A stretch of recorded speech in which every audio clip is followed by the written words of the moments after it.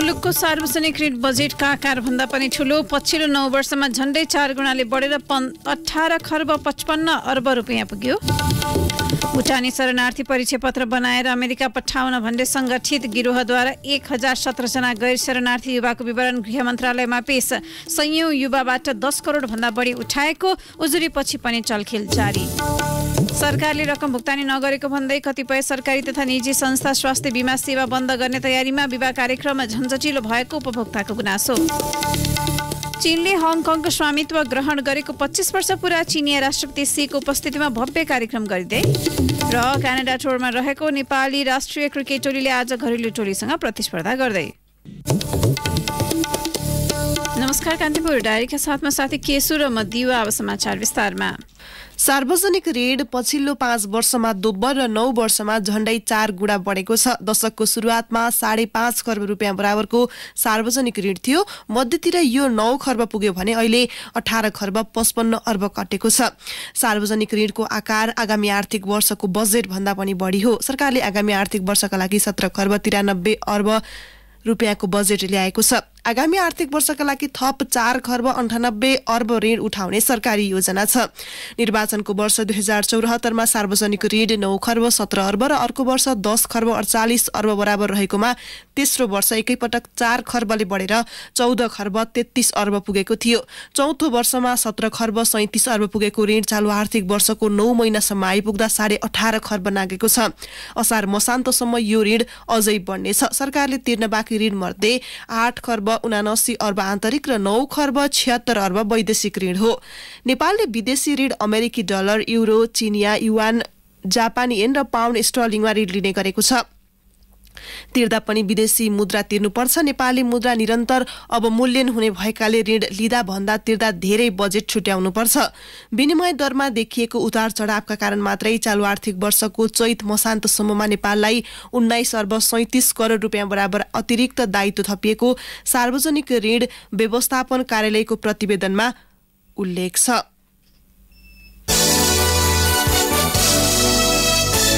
चालु आर्थिक वर्षमा सरकारले तिर्ने कुल सामा ब्याजको भुक्तानी 1 खर्ब नाग्ने देखिन्छ। यो रकम देशको कुल विकास खर्चको करिब 1/3 बराबर हो।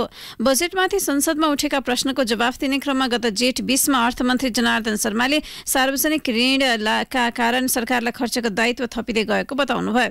नेपालले तिर्नुपर्ने विदेशी ऋणमध्ये बहुपक्षीय ऋण 8 खर्ब 54 अर्ब र द्विपक्षीय ऋण 1 खर्ब 21 अर्ब 87 करोड रुपियाँ बराबर छ। सबैभन्दा धेरै विश्व बैंक अन्तर्गतको इन्टरनेसनल डेभलपमेन्ट एसोसिएसनलाई 4 खर्ब 76 अर्ब 31 करोड रुपियाँ तिर्न बाँकी छ। सरकारले हरेक वर्ष ठूलो आकारको बजेट ल्याउने र आन्तरिक राजस्वले नपुग्ने खर्चका लागि आँखा चिम्लेर ऋण उठाउने गरिरहेको छ। यसरी लिइएको ऋणको उपयोगिता र नेपालले प्राप्त गर्ने प्रतिफलको लेखाजोखा भने भएको छैन। पछिल्ला वर्ष सार्वजनिक ऋण दायित्व अस्वाभाविक रूपमा थपिँदै गएको र यसले राष्ट्रिय अर्थतन्त्रमा सङ्कट उत्पन्न गर्न सक्ने भन्दै सरकारको आलोचना भइरहेको छ।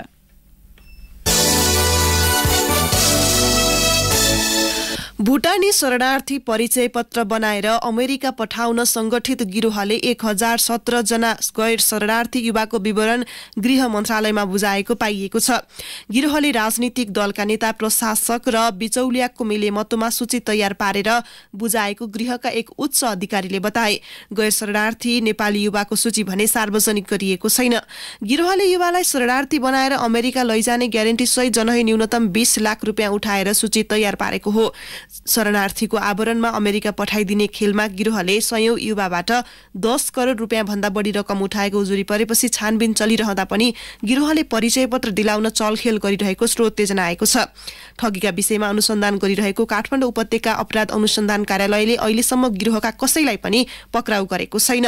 नेपाली युवालाई शरणार्थी बनाएर अमेरिका लैजाने खेलमा संलग्न भएको आशंकामा प्रहरीले जेठ 31 मा 2 जनालाई नियन्त्रणमा लिए पनि माथिको आदेश भन्दै त्यही दिन छोडिदिएको थियो। यस प्रकरणमा सन्देश शर्मा नामका एक व्यक्ति विरुद्ध 2 साता अघि पक्राउ पूर्जी लिएर खोजी गरिरहेको प्रहरीले जनाएको छ।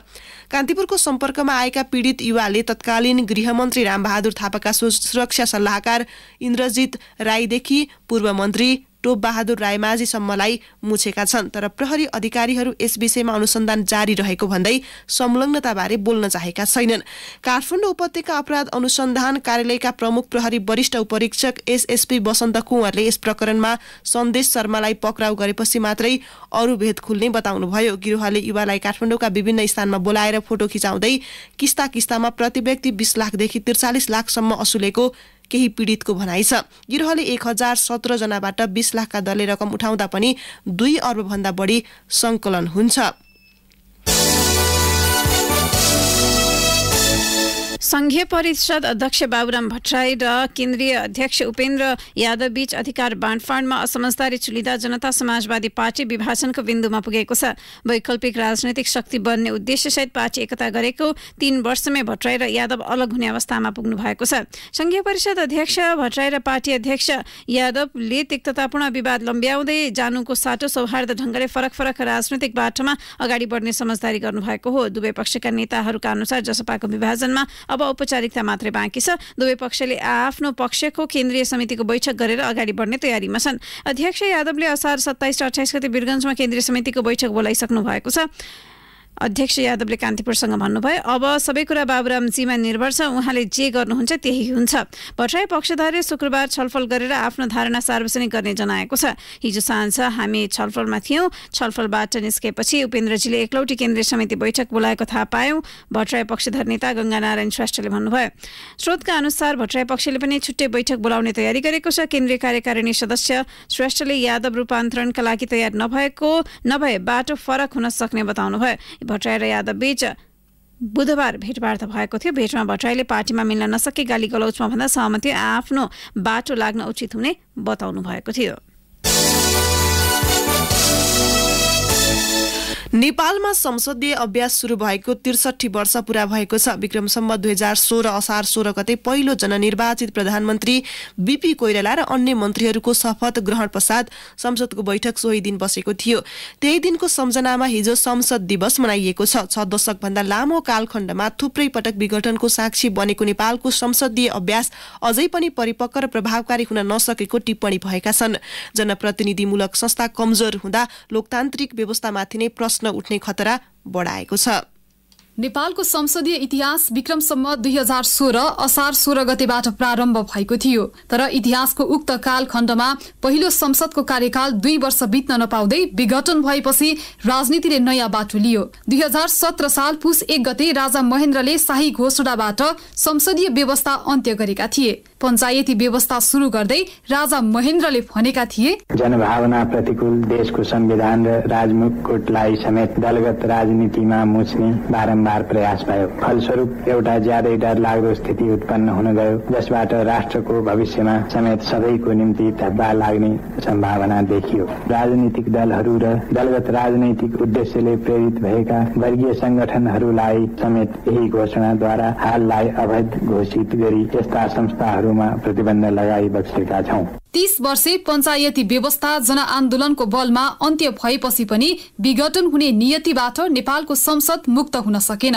2047 सालको संविधान अनुसार भएको 2048 सालमा भएको निर्वाचनबाट आएको संसद त्यति बेलाका प्रधानमन्त्री गिरिजा प्रसाद कोइरालाले पार्टीभित्रको विवादपछि 2051 मा संसद विघटन गरेका थिए। त्यस पश्चात भएको मध्यावधि निर्वाचनबाट एमालेका नेता मनमोहन अधिकारी मुलुकको पहिलो कम्युनिस्ट प्रधानमन्त्री बनेका थिए।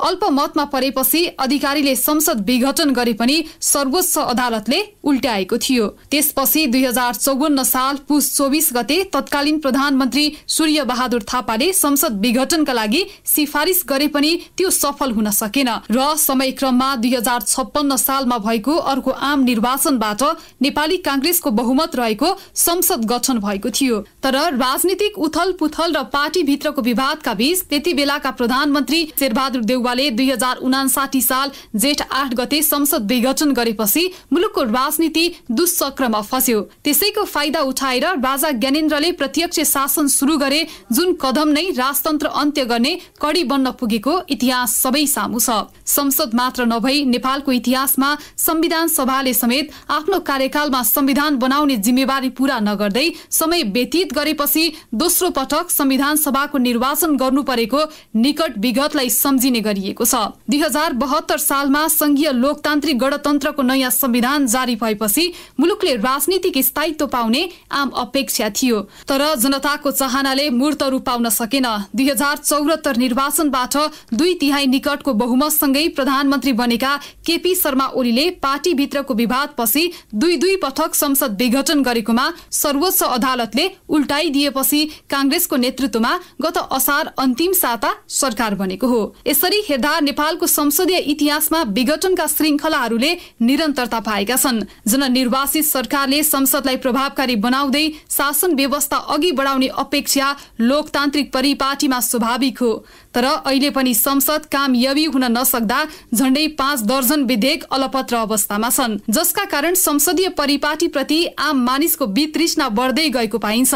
त्यसो त संसदीय गतिविधिलाई सांसदहरूले नै चासो नदिएको टिप्पणी भइरहेका छन्। संसद सचिवालयका पूर्व महासचिव सूर्य किरण गुरुङ भन्छन्, 48 साल पश्चात चाहिँ जुन संसदीय व्यवस्था प्रारम्भ भयो त्यतिखेर चाहिँ सांसदहरू पनि भनौँ यो व्यवस्थाप्रति अलिक गम्भीर देखा परेका थिए। विषय वस्तुमा चाहिँ उहाँहरू अध्ययन गरेर आउँथे, सदनमा चाहिँ सक्रियतापूर्वक बहसमा भाग लिन्थे, तर केही समय यता चाहिँ भनौँ नि त्यो जुन प्रकारको चाहिँ सांसदहरूको सक्रियता थियो, उहाँहरूको जुन अभिरुचि थियो यो व्यवस्थाप्रति, त्यसमा चाहिँ अलिक क्रमशः ह्रास आउँदै गरेको चाहिँ महसुस हुन्छ। राजनीतिक दलका नेता स्वार्थमा लिप्त हुँदा जनसरोकारका विषयले संसदमा प्राथमिकता पाउन सकिरहेको पाइँदैन। संसदीय अभ्यासको 6 दशक पार गर्दा पनि संसदीय अभ्यास सही दिशातर्फ नगएको पूर्व सभामुख दबननाथ ढुङ्गानाको तर्क छ। उनले भने, जसरी भइरहेछ त्यो ठिक छैन होइन। कुनै पनि चिज उपलब्धि हासिल गर्नमा प्रतिबद्धता हुनुपर्छ। त्यो प्रतिबद्धता भएका मानिसहरूलाई त्यो संस्थामा नियुक्ति गर्न सक्नुपर्छ। उपलब्ध मध्ये सबभन्दा योग्य मान्छेलाई लगाउनुपर्छ। अब अहिले खालि सत्ताको लागि मात्रै राजनीति भएको देखिन्छ, जनताप्रति उत्तरदायी चाहिँ नि भइरहेको छैनन् पार्टीहरू। संविधान सभाका अध्यक्ष समेत रहेका पूर्व सभामुख सुभाष चन्द्र नेङमाङ पनि संसदीय व्यवस्था कार्यान्वयनमा कमजोरी रहेको स्वीकार गर्छन्। उनी भन्छन्, हाम्रो आफ्नै खालको विशेषता भएको संसदीय प्रणाली अहिले लागू रहेको अवस्था छ, तर कतिपय कमजोरीहरू यसलाई कार्यान्वयन गर्ने सन्दर्भमा देखिएका छन्। कतिपय सबल पक्ष पनि देखिएका छन्। यसको सबल पक्षलाई अझै बलियो बनाउँदै अगाडि बढ्नुपर्छ। यसको कमजोरीलाई सच्याउँदै अगाडि बढ्ने प्रतिबद्धता गर्छ। संसदीय अभ्यास धर्मराउँदै जाँदा जननिर्वाचित थलोप्रति आम जनताको धारणा सकारात्मक बन्न सकेको छैन। कानून निर्माण गर्ने र जनजीविकाको सवाल प्रतिबिम्बित हुने थलो संसदलाई प्रभावकारी बनाउने आफ्नो दायित्वबाट सत्ता पक्ष र विपक्षी दल दुवै विमुख हुँदा लोकतान्त्रिक व्यवस्थामाथि नै प्रश्न उठ्ने चिन्ता र चासो व्यक्त भइरहेका छन्। रेडियो कान्तिपुरका लागि तुलसी अरियाल। कान्तिपुर डायरीमा अब ब्रेकको पालो। ब्रेकपछि कान्तिपुर डायरीमा अब कान्तिपुर सविस्तार। कान्तिपुर सविस्तार। स्वास्थ्य बीमा कार्यक्रममा सरकारले रकम भुक्तानी नगरेको भन्दै कतिपय सरकारी तथा निजी संस्थाले सेवा बन्द गर्ने तयारी गरेका छन्। विपन्नको स्वास्थ्य सेवामा पहुँच वृद्धि गर्ने उद्देश्यले सुरु गरिएको बीमा कार्यक्रमबाट कतिपय सेवाग्राही नै सन्तुष्ट हुन नसकेका हुन्। एकातिर उपचारमा रकम नपाउने र अर्कोतिर सेवाग्राही समेत असन्तुष्ट हुँदा प्रभावकारी हुन नसकेको स्वास्थ्य कार्यक्रमका सम्बन्धमा देखिएका समस्या पहिचान गर्नुपर्ने देखिएको छ। स्वास्थ्य बीमा भनेर लहर चलेर सबैले गर्दाखेरि गरियो, अरूलाई पनि गराइयो गाउँभरिकालाई। आखिर यो केही होइन छ। यहाँ दबाई गर्न जाँदा सरकारी हस्पिटलमा गयो, त्यहाँबाट लाइन लाग्न पर्छ, कति दिन आउनुपर्छ भन्छ, त्यहाँ रिफर गरिदियो भन्दाखेरि उस्तै टाइम लाग्ने। मान्छे बिमारी भएर जान लागिसक्यो, त्यसको त कुरेर कति दिन बस्ने हो र। झेउ लाएर अहिले त म त पोहोरदेखि ऋण पनि गर्न छोड्ने, परार गरेको घरका परिवारको सबैको ऋण गर्ने छोडिदिएको। उनी थिइन् रूपन्देहीकी अमृता ढकाल। विपन्न वर्गका व्यक्तिलाई स्वास्थ्य सेवाको पहुँचमा ल्याउने उद्देश्यका साथ लागू गरिएको स्वास्थ्य बीमा कार्यक्रमप्रति उनले असन्तुष्टि जनाएकी हुन्। उनको अभिव्यक्तिले पछिल्लो केही महिनादेखि स्वास्थ्य बीमालाई लिएर आम सर्वसाधारणको असन्तुष्टिलाई प्रतिबिम्बित गर्दछ। 77 वटै जिल्लाका 746 स्थानीय तहमा लागू गरिसकिएको स्वास्थ्य बीमा कार्यक्रमबाट पाइने सेवा सुविधाप्रति आम मानिसमा वितृष्णा फैलिँदै गएको पाइएको छ। सेवा प्रवाह झन्झटिलो भएको रूपन्देहीका दुर्गा प्रसाद पौडेल गुनासो गर्छन्। गएर लाइन लगाऊ, टिकट काट, त्यसपछि डाक्टरको लाइन, त्यसपछि फेरि उता चाहिँ अर्को टिकट कटाऊ, त्यसपछि एकछिनमा समय सकियो भनेर चाहिँ त्यो ब्लड टेस्ट नहुने 12 बजेपछि समय अनुसार 10 बजे खुलेर 12 बजे चाहिँ नि ब्लड टेस्ट हुँदैन त्यहाँ। अब औषधिको कुरामा पनि त 100-200 वाला औषधि दिएर चाहिँ अरू 500-600 पर्ने महँगा औषधि चाहिँ हामीले बाहिर किन्न पर्छ। त्यहाँ त यस्तो लाग्छ कि त्यहाँ गएर 2 दिन 3 दिन धाएर चाहिँ नि औषधि उपचार गर्न भन्दा बरु मजदुरी गरेर गएर बाहिर चाहिँ प्राइभेटमा चेक गर्न सुविधा भएको जस्तो लाग्छ। अति विपन्न वर्गको सूचीमा समावेश भएका 70 वर्ष उमेर समूह माथिका नागरिकहरू, HIV एड्स संक्रमित, क्षयरोग तथा कुष्ठरोगीहरू सो कार्यक्रममा निशुल्क सहभागी हुन पाउँछन्। सामान्यतया 5 जनासम्म सदस्य भएका परिवारले वार्षिक 3,500 तिरेर 1 लाख बराबरको स्वास्थ्य सेवा लिन सक्नेछन्, जसका लागि सरकारी तथा निजी गरी 450 वटा स्वास्थ्य संस्थाले सो सुविधा प्रदान गर्दै आएका छन्। विपन्न वर्गका व्यक्तिहरूलाई स्वास्थ्य सेवा प्रदान गरे बापत स्वास्थ्य संस्थालाई सरकारले भुक्तानी गर्ने गरेको छ। तर रकम निकासामा ढिलासुस्ती भएको लगायतका कारण केही सरकारी तथा निजी अस्पतालले स्वास्थ्य सेवा बन्द गर्ने तयारी गरेका छन्। आगामी सोमबारबाट स्वास्थ्य बीमा सेवा बन्द गर्ने तयारीमा रहेको सुनसरीको धरान स्थित बीपी कोइराला स्वास्थ्य विज्ञान प्रतिष्ठानकी प्रवक्ता प्राध्यापक डाक्टर कृष्णा पौडेल भन्छन्, कति कुराहरू हाम्रो त्यो डकुमेन्ट्समै नहुने कुरा भर्नुपर्ने, कुनै भर्ने ठाउँ छ तर त्यहाँ भर्न खोज्दा भरिँदै नभरिने त्यस्ता प्राविधिक समस्याहरू छ। अरू चाहिँ भुक्तानी पनि भएन। हाम्रो दाबी गरेको रकमहरू रिजेक्सन हुने, हामीले दाबी गरेको रकम त्यस्तै त भ्यालुएसनै कम भएर आउने, जति दाबी गरेको थियो त्योभन्दा कम। त्यो गर्दाखेरि चाहिँ हाम्रो प्रतिष्ठानलाई आर्थिक व्यवहार चाहिँ एकदमै धेरै भएको छ। स्थापनाको 6 वर्षमा मुलुकभरका 56,43,000 नागरिक आबद्ध भएको स्वास्थ्य बीमा बोर्डको तथ्याङ्क छ। सो मध्ये सेवा प्रदायक संस्थाबाट दैनिक 30,000 जनाको दाबी पेश हुँदै आएका छन्। पेश भएका दाबी मध्ये हालसम्म 8 अर्ब 13 करोड भुक्तानी गरिसकिएको बोर्डको भनाइ छ। त्यस्तै अन्य दाबीलाई भुक्तानीका लागि प्रमाणीकरण गर्न पर्याप्त जनशक्ति नभएको स्वास्थ्य तथा जनसंख्या मन्त्रालयले जनाएको छ। मन्त्रालयका सचिव डाक्टर रोशन पोखरेल भन्छन्, यो बीमा सुरुमा भएको हुनाले कहिलेकाहीँ चाहिँ हामीलाई अलिकति मिसयुज भयो कि भन्ने पनि आइरहेको छ। जस्तै होल बडी चेकअपहरू गरिदिने, अननेसेसरी इन्भेस्टिगेसनहरू गरिदिने, धेरै औषधिहरूको लेखिदिने भन्ने कुराहरू पनि कति ठाउँबाट आएको छ। त्यसलाई समुचित रूपमा निगरानी गरेर लैजानु पर्ने बाध्यता पनि छ। यसले डेफिनेटली धेरै मान्छेलाई फाइदा पुगेको छ। तर यसका मिसयुजहरू, यसका लुपहोल्सहरूलाई चाहिँ फाइदा उठाउने कामतिर लगे कि कोही साथीहरूले भन्ने जनगुनासो पनि आइरहेको हुनाले यसलाई अझै व्यवस्थित र परिष्कृत गर्दै लानुपर्ने हुन्छ। आर्थिक रूपमा विपन्न परिवारका व्यक्तिलाई उपचारमा सहज बनाउने गरी बीमा कार्यक्रम लागू गरिए पनि त्यसप्रति सेवाग्राहीमा बुझाएको कमी रहेको बीमा बोर्डको भनाइ छ। बीमा गर्दैमा अनावश्यक स्वास्थ्य सुविधा लिनुपर्ने मानसिकता बिमितले त्याग्नु पर्ने बोर्डका प्रवक्ता शम्भु प्रसाद गेवाली बताउँछन्। स्वास्थ्य बीमा गरिसकेपछि हामीले 1 लाख बराबरको सुविधा पाउने हो, यो जसरी पनि पाउनुपर्छ। हामीले 3500 रुपियाँ तिरेपछि, एउटा परिवारले 3500 रुपियाँ तिरेपछि जसरी पनि यो सेवा चाहिँ हामीले पाउनुपर्छ। बिरामी नभए पनि होल बडी चेकअप गर्नेको नाममा अथवा अरू चाहिँ अनावश्यक इन्भेस्टिगेसन गराउने कुराहरू, अनावश्यक ट्रिटमेन्टहरू गराउने कुराहरूमा, यो कुराहरूमा चाहिँ हाम्रो सेवा प्रदायक जनशक्ति डाक्टर साहबहरूलाई चाहिँ बढी प्रेसर छ। उहाँहरूको पनि भनाइ त्यही छ। त्यसकारणले अलिकति स्वास्थ्य बीमाको बुझाइमा अलिकति थोरै कन्फ्युजन चाहिँ जनताहरूमा देखिन्छ। नागरिकको स्वास्थ्य सेवा पहुँचमा वृद्धि गर्ने उद्देश्यले लागू गरिएको स्वास्थ्य बीमा कार्यक्रम प्रति कतिपय निजी अस्पताल सञ्चालकले दुरुपयोग गर्दै आएको सरकारी अधिकारीहरूले बताउने गरेका छन्। विपन्न नागरिकलाई प्रलोभनमा पारी आफै बीमा गरिदिने र उनीहरूलाई अनावश्यक उपचार गर्ने गरिएको पाइएकाले समेत प्रमाणीकरणमा कडाई गर्ने गरिएको मन्त्रालयको भनाइ छ। त्यसैले स्वास्थ्य जस्तो आधारभूत सेवामा चलखेल रोकी वास्तविक सेवा भावमा संघ संस्थाले बिमितको उपचार गर्नुपर्ने आवाज उठ्न थालेका छन्। रेडियो कान्तिपुरका लागि रूपन्देहीबाट सहकर्मी सञ्जु पौडेलको सहयोगमा रमेश दुलाल। कान्तिपुर सविस्तार।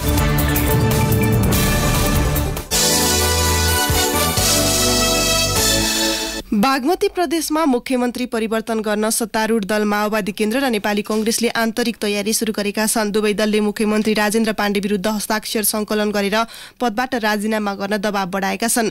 पूर्व सहमति अनुसार चुनावी सरकारको नेतृत्व नेपाली कांग्रेसले गर्नुपर्ने भन्दै उहाँ विरुद्ध हस्ताक्षर संकलन गरिएको हो। हाल सत्तारूढ गठबन्धनको नेतृत्व गर्दै नेकपा एकीकृत समाजवादी संसदीय दलका नेता पाण्डे मुख्यमन्त्री हुनुहुन्छ। आगामी आर्थिक वर्ष 2079-80 को बजेट पास भएसँगै पूर्व सहमति अनुसार नेपाली कांग्रेस संसदीय दलका नेता इन्द्रबहादुर बानिया सत्तारोहणको तयारीमा हुनुहुन्छ। पाण्डे गत कार्तिक 11 गते 6 महिनापछि नेतृत्व छान्ने गरी नेपाली कांग्रेस, नेकपा माओवादी केन्द्र, जसपा र नेकपा एकीकृत समाजवादीको समर्थनमा मुख्यमन्त्री बन्नु भएको हो।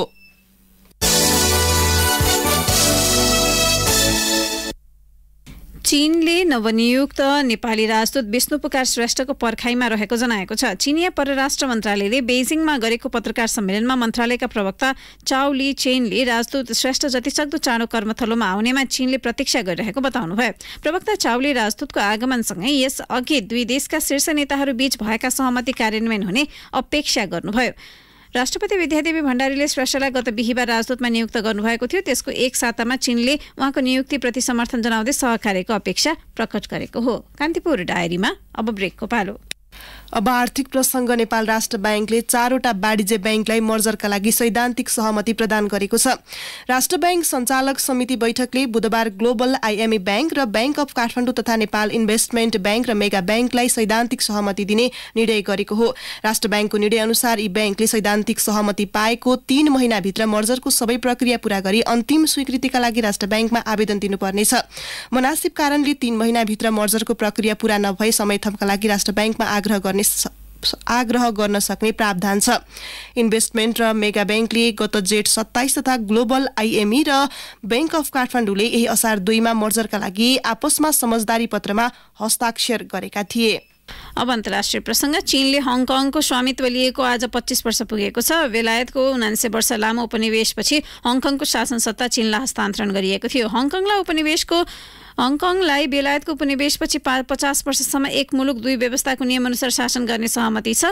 हङकङ आफ्नो स्वामित्वमा आएको 25 वर्ष पुगेको अवसरमा चीनका राष्ट्रपति सी जिनपिङ हङकङ पुग्नु भएको छ। सन् 2020 जनवरीबाट सुरु भएको कोरोना भाइरस महामारीपछि राष्ट्रपति सी पहिलो पटक भ्रमणमा निस्कनु भएको हो।